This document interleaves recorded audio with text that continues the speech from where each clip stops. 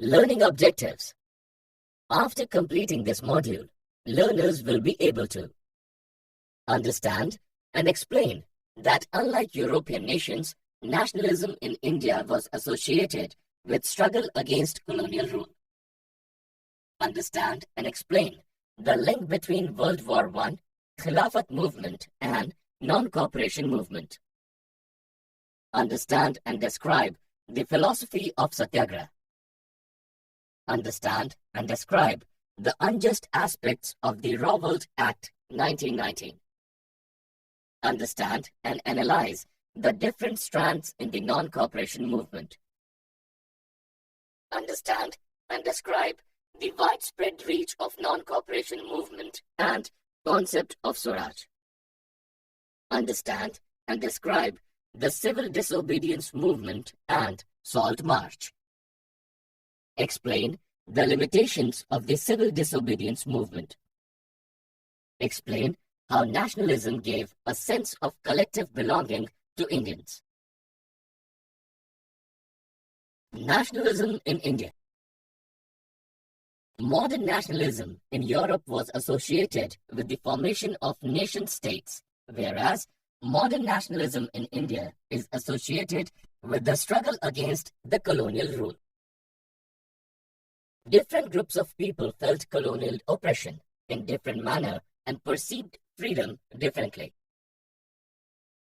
Mahatma Gandhi attempted to bring these groups together for a concerted struggle against the colonizers.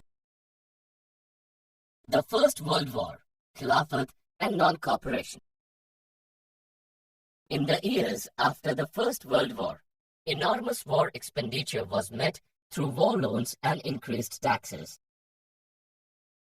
Custom duties were raised and income tax was introduced to generate more revenue.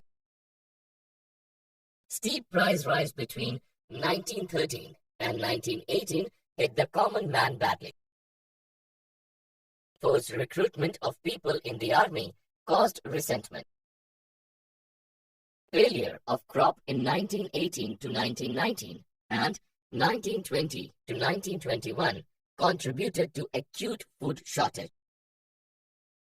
The troubles were compounded by the spread of epidemic influenza. Against the hopes of the common man, the colonial rule and exploitation continued even after the war was over. Mahatma Gandhi appeared on the national scene during these troubled times. The idea of Satyagraha. Mahatma Gandhi returned to India in 1915 after successfully fighting the racist government in South Africa. His tool of protest was Satyagraha, which emphasized on truth and non-violence. A Satyagrahi was supposed to protest peacefully and not resort to violence even when provoked. Using this tool, Mahatma Gandhi successfully organized Satyagraha movements in Champaran, Bihar, Khera district, Gujarat, and amongst the mill workers in Ahmedabad, Gujarat. Rowlatt Act and Non-Cooperation Movement. The Rowlatt Act. The Rowlatt Act, passed by the Imperial Legislative Council in 1919, gave unbridled power to the British government to repress political activity and detain political prisoners without trial for 2 years. Mahatma Gandhi initiated a nationwide satyagraha against the unjust law. Alarmed by the nationalist move, the British government arrested Mahatma Gandhi as also prominent leaders in Amritsar. On 13th April 1919, a peaceful meeting was being carried on in the Jallianwala Bagh, Amritsar. General Dyer blocked the only exit point and opened fire on unarmed people. Shaken by the brutality, people reacted violently in some parts of the country. Disillusioned by violence, Gandhiji called it off on 18th April 1990. The Indian National Congress passed a resolution at its Calcutta session in 1920 to launch a non-cooperation movement supporting the cause of Muslims as well as for Swaraj. Why non-cooperation? In Mahatma Gandhi's opinion, the British could establish themselves and rule us so long because the Indians cooperated with them. If Indians refused to cooperate, the British government would collapse in no time. Hence, he proposed a non-cooperative movement which required people to give up the titles awarded by the British government, boycott civil services, police, army, courts, legislative councils, schools, and foreign goods.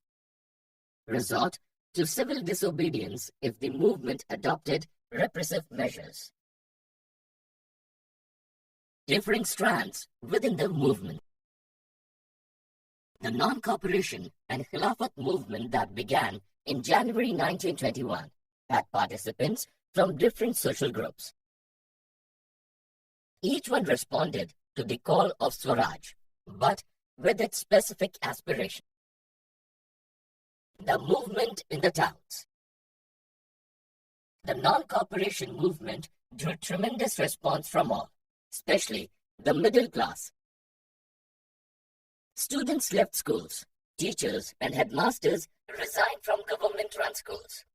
Lawyers gave up their flourishing practice.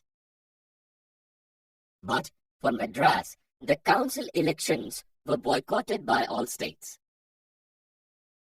The Justice Party in Madras went ahead as it felt. Getting into the council was the only way to acquire power. On the economic front, the import of foreign clothes halved. From 102 crore, the value of import declined to 57 crore. It was a popular movement, but it slowed down gradually. Khadi was an expensive alternative to cheap mill-made cloth. The poor could not afford it for long. Similarly, to complete a void British educational institutes, India needed its own setup of schools and colleges. These were not as fast to come up.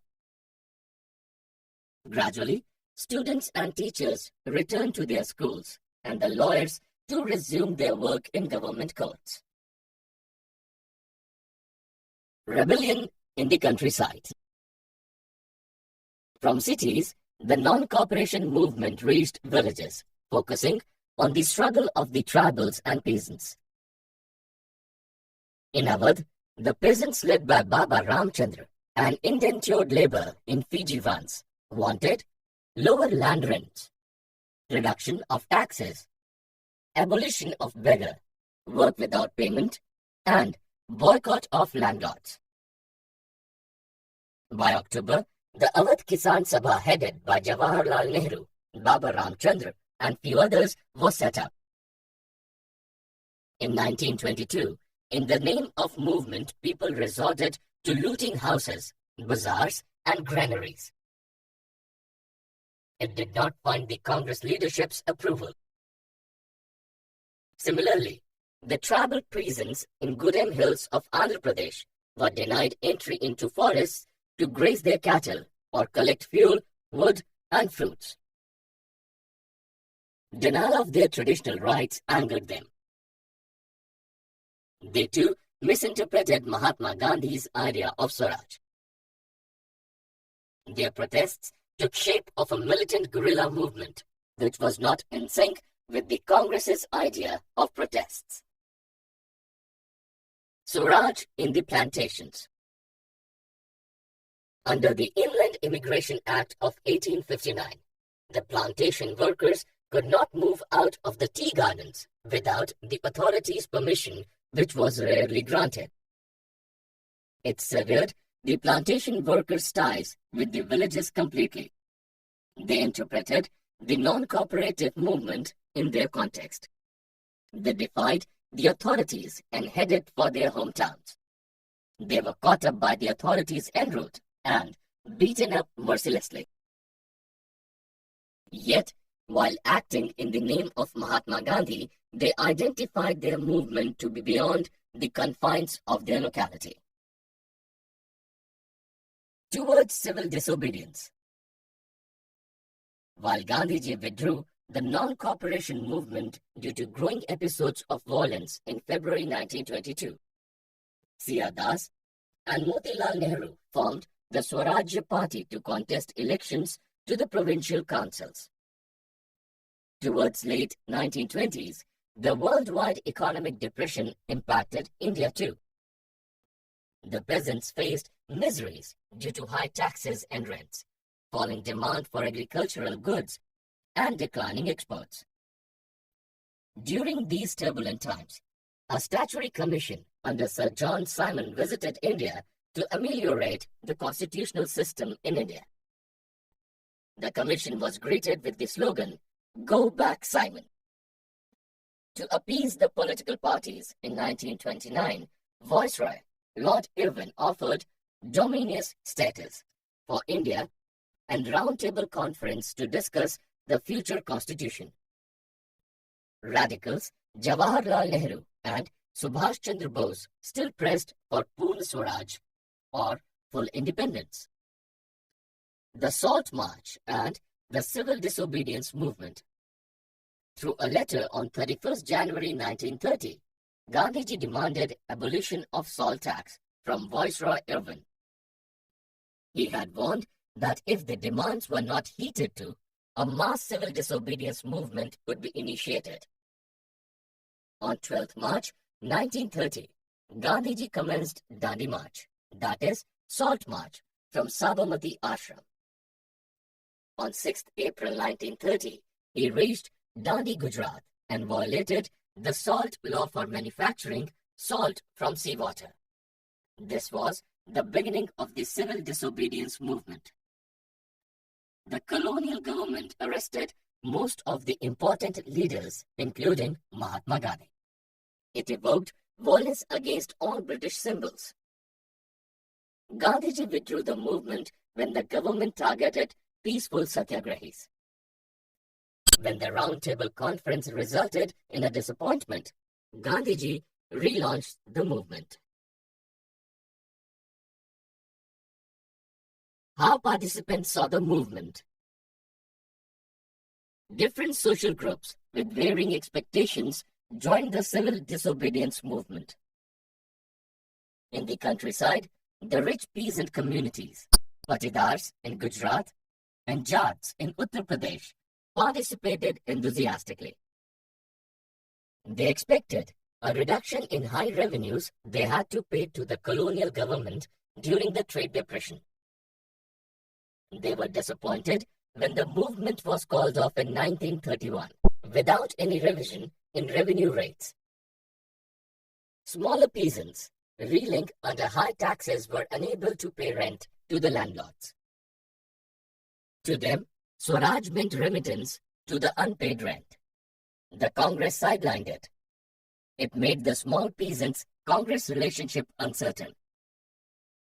Bigger industrialists wanted elimination of colonial interference and restrictions on trade activities for a no-constraint business. For the working class, it was a fight against low wages and poor working conditions. The limits of civil disobedience.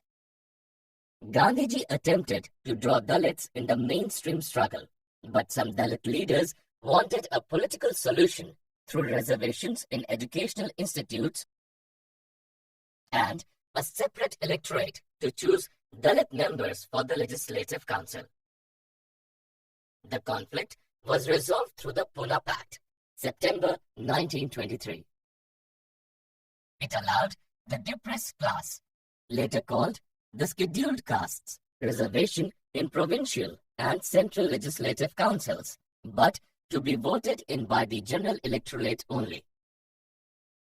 Jinnah, leader of Muslim League, also demanded reserved seats for Muslims in the Central Assembly and proportionate Muslim representation in the Muslim-dominated provinces of Bengal and Punjab. The sense of collective belonging.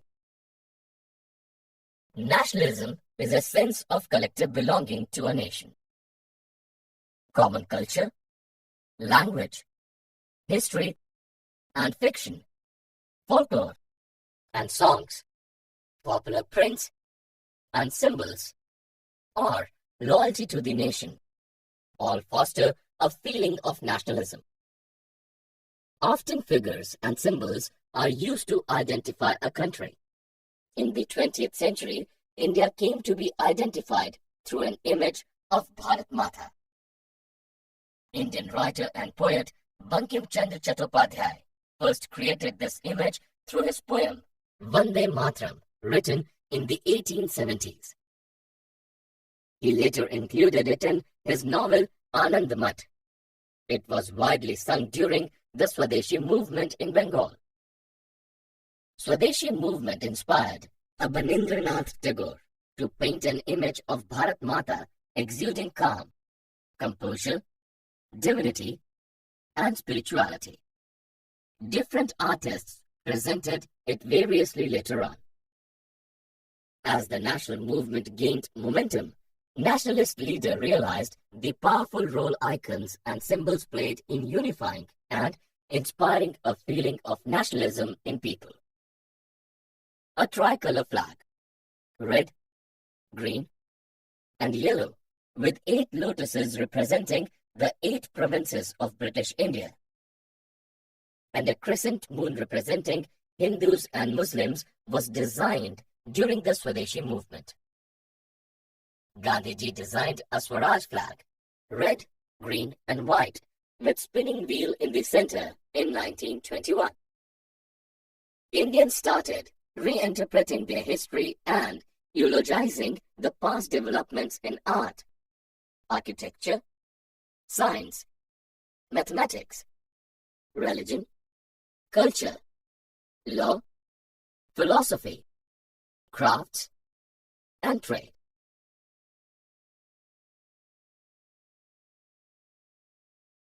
Summary. Let us summarize what we have learned.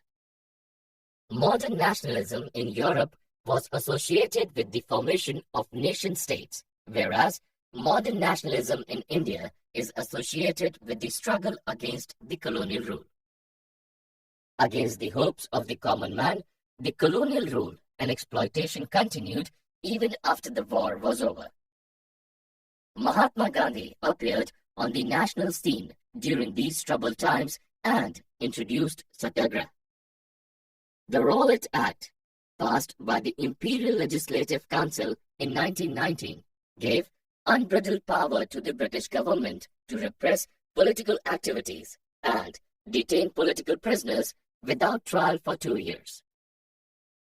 In Gandhiji's opinion, if Indians refused to cooperate, the British government would collapse in no time.